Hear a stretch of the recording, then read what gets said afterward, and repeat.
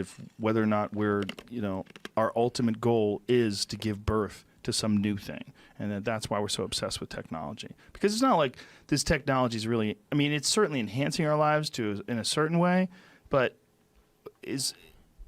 ultimately, is it making people happier right now? Most technology, I would say no. In fact, you and I were talking about social media before this, about just not having Instagram on your phone and not dealing, and you feel better. Yes, I think that one of the issues with social media that's been pointed out by many people is that I think maybe particularly Instagram, people look like they have a much better life than they really do. Right. So by design. Yeah, people are posting pictures of when they're really happy. They're modifying those pictures to be better looking. Even if they're not modifying the pictures, they're at least selecting the pictures for the best lighting, the best angle. So people basically seem they're way better looking than they basically really are. Right. And they're way happier seeming than they really are. So if you look at everyone on Instagram, you might think, man, there are all these happy, beautiful people, and I'm not that good looking, and I'm not happy. So I must suck, and that's going to make people sad. So when in fact, those people you think are super happy, actually not that happy. Some of them are really depressed. They're very sad. Some of the happiest seeming people, actually some of the saddest people in reality. And nobody looks good all the time. It doesn't matter who you are. No. It's not even something you should want. Why do you want to look great all the time? Yeah, exactly. So I think things like that can make people quite sad. Well, just by comparison, because you just sort of people generally think of themselves relative to others. We are constantly rebaselining our expectations.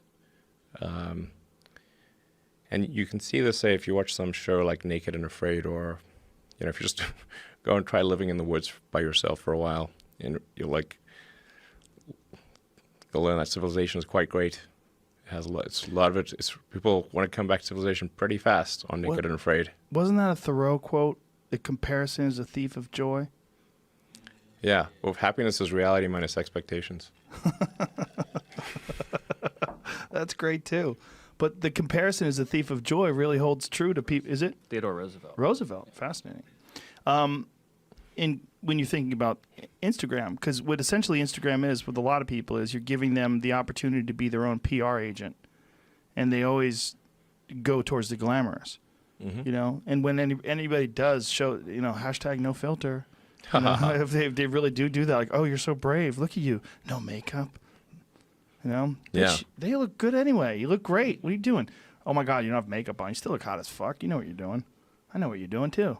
They're letting you know, and then they're feeding off that comment section. Ooh, just a little sitting there like it's a fresh stream of love. Like you're getting right up to the source as it comes out of the earth, and you're sucking that lot of sweet emojis. love water. Emojis. Yeah. A lot of emojis. My concern is not so much what Instagram is that I didn't think that people had the need for this or the expectation for some sort of technology that allows them to constantly get love and adulation from strangers and comments and this ability to project this sort of distorted version of who you really are. But I worry about where it goes. Like, what's the next one? What's the next one? Like, where is it? Is it going to be augmented? Is some sort of a weird augmented or virtual sort of Instagram type situation where you're not going to want to live in this real world? You're going to want to interface with this sort of world that you've created through your social media page. It's some next level thing. Go live in the simulation. Yeah.